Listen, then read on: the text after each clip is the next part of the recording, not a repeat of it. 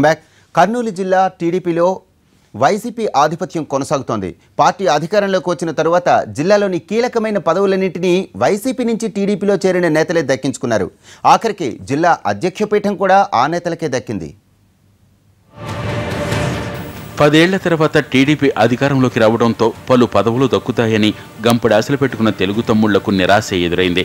కర్నూలు జిల్లాలో కీలకమైన పదవుల్ని వైసీపీ నుంచి వచ్చిన వారే దక్కించుకోవడంతో టీడీపీ నేతలు జీర్ణించుకోలేకపోతున్నారు. జడ్పీ చైర్మన్గా ఎన్నికైన మల్లెల రాజశేఖర్ వైసీపీ జడ్పీటీసీ సభ్యునిగా గెలుపొందారు. జిల్లాలో 30 జడ్పీటీసీ స్థానాలను వైసీపీ దక్కించుకుంది. అయితే వారిలో చాలామంది టీడీపీ క్యాంపులో చేరి పచ్చకండువా కప్పుకున్నారు. అలా వైసీపీ నుంచి వచ్చిన రాజశేఖర్కు జడ్పీ చైర్మన్ స్థానాన్ని కట్టబెట్టింది టీడీపీ.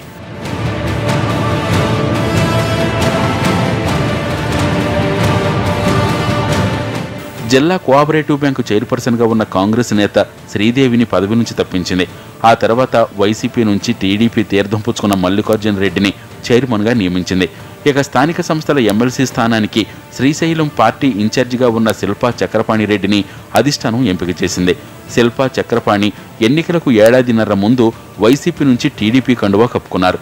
గత ఎన్నికల్లో టీడీపీ తరఫున శ్రీశైలం నియోజకవర్గం నుంచి పోటీ చేసి ఓడిపోయారు. అయితే స్థానిక సంస్థల ఎమ్మెల్సీ స్థానంపై పార్టీ సీనియర్ నేతలు, మాజీ ఎమ్మెల్యేలు పెంచుకున్న ఆశలు అడియాశలయ్యాయి.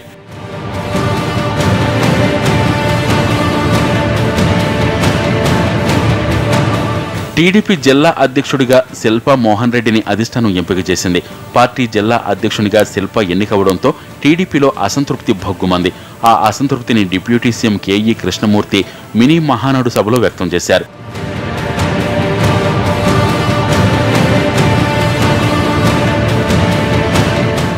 టీడీపీ స్థాపించినప్పటి నుంచి పార్టీ జెండాలు మూసిన నేతలు, కార్యకర్తలు ఈ పరిణామాలను జీర్ణించుకోలేకపోతున్నారు.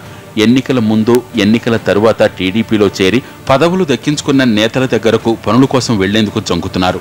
జిల్లా అధ్యక్షునిగా ఎంపికైన శిల్పా మోహన్ రెడ్డికి జిల్లా, నియోజకవర్గం, మండల, గ్రామస్థాయి నేతలు, కార్యకర్తలతో పెద్దగా సంబంధాలు లేవు. దీంతో జిల్లాలో కీలక పదవులను వైసీపీ నేతలు దక్కించుకోవడంతో తెలుగు తమ్ముళ్లు జీర్ణించుకోలేకపోతున్నారు.